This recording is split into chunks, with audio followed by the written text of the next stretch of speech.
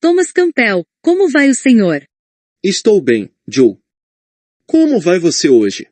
Estou ótimo. É um prazer conhecê-lo. O prazer é meu. Sabe, eu tenho estado recebendo e-mails nos últimos 5 anos dizendo: Ei, Tom, você precisa participar do show do Joe Rogan. Tom, por que você ainda não participou do Joe Rogan? Eu recebo isso e digo: Ei, pessoal, vocês não vão lá no Joe Rogan e dizem: Olá, eu estou aqui e quero falar com o Joe.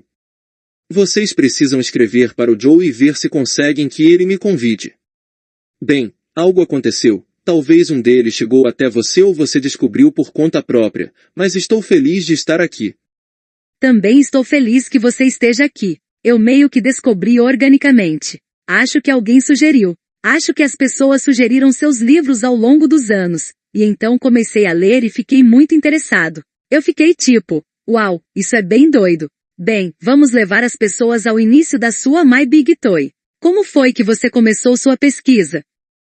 Bem, eu comecei quando estava na escola de graduação. Trabalhando no meu PhD eu tinha passado em todos os meus testes e tudo, então estava fazendo minha pesquisa. Era uma pesquisa experimental em energia nuclear em baixa energia, algo como um grande gerador Van der Graaf de 4 ou 5 andares, que produzia partículas de alta velocidade.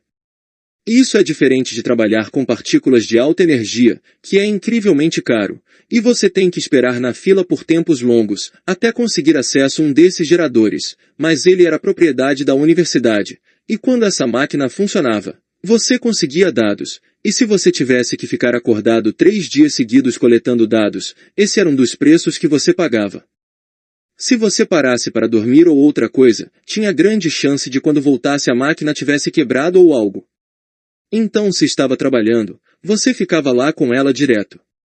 Então eu vi este cartaz em uma porta que dizia Aprenda a meditar, com uma lista de vantagens e vi logo uma sobre precisar dormir menos. Pensei. Eu preciso disso. Então eu peguei minha banana, mais $25, do preço especial para estudantes, e fui aprender a meditar. E descobri que isso era natural para mim na primeira vez que tentei. Achei que tinha ficado sentado ali por uns 10, 15 minutos. Abri os olhos quando alguém me tocou e disse, é hora de ir, e pensei que tinha acabado de começar. Descobri que eu tinha ficado lá por cerca de 1h30. É como se eu tivesse perdido uma parte da minha vida. Isso é incrível. A partir de então, toda vez que eu meditava, era mais ou menos assim. Eu me aprofundava instantaneamente e muitas coisas interessantes aconteciam. Um dia, estava sentado meditando e comecei a pensar no software que estava escrevendo. Naquela época, nos anos 60, o computador era um só para toda a universidade e ocupava um prédio enorme. Era provavelmente cerca de 1/100º tão poderoso quanto o que está no seu celular. Não havia programas de depuração, nada. Você colocava seu código para rodar e eles enviavam de volta uma mensagem dizendo que deu erro. Isso era todo o feedback que você recebia. Talvez você obtivesse parte de uma impressão, se chegasse a algumas de suas instruções de impressão. Isso era na época em que trabalhar com um computador era muito mais problemático do que agora. Eu estava apenas pensando nisso. Tinha tido algumas coisas dando erro e não sabia por quê. Eu estava procurando no meu baralho de cartões, se você puder imaginar quando os computadores eram alimentados por cartões perfurados. Era muito difícil depurar porque alguns dos problemas nem sequer eram problemas reais com o seu código. O furo estava um pouco fora do centro. As perfuradoras de cartões eram todas mecânicas e se desgastavam.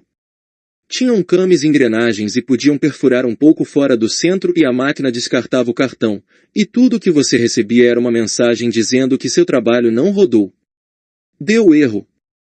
Eu comecei a pensar nisso, e quando pensei, vi na minha mente esse rolo, como se estivesse desenrolando. Meus programas estavam vindo e então vi uma linha que estava em vermelho. A maioria deles estava em preto e branco, como você esperaria, como olhar uma impressão. Passava pelo meu baralho de cartões e eu via um em vermelho, parava e olhava para ele, anotava qual era, e então encontrava o próximo. Encontrei uns 3 ou 4. Na próxima vez que voltei ao laboratório, olhei para esses cartões e encontrei os erros neles. Eu disse, minha nossa, o que está acontecendo? Era um jovem físico de 26 anos, e na minha mente, a realidade é criada, a realidade pode ser definida, como um estado operacional. Se você pode operar sobre ela, se pode fazer algo com ela, se pode interagir com ela, então ela é real. Se não puder, não é. Essa é uma visão materialista, de que coisas materiais são reais. Coisas que não são materiais não são reais, ou são irrelevantes porque você não pode interagir com elas, então qual é o ponto? Quando percebi poderia não ser assim, isso me assustou. Comecei a brincar mais com isso e encontrei alguns erros que eram de fato erros de perfuração de cartões. Pensei, esses nem são erros no código. Como posso saber que aquele cartão tem um erro de perfuração? É muito difícil dizer quando você só olha para ele. Todos parecem bem. Você não pode dizer algo que está 1/10 de milímetro fora de alinhamento. Percebi que havia outra parte da realidade que tinha que ver com a consciência, sobre a qual eu não sabia nada. Sou um físico. Físicos modelam a realidade, isso é o que eles fazem. E lá estava, bem na minha frente, uma outra parte da realidade que é centrada na consciência, da qual eu pouco sabia. Foi aí que tudo começou. Alguns anos depois, deixei a universidade e consegui um emprego na indústria.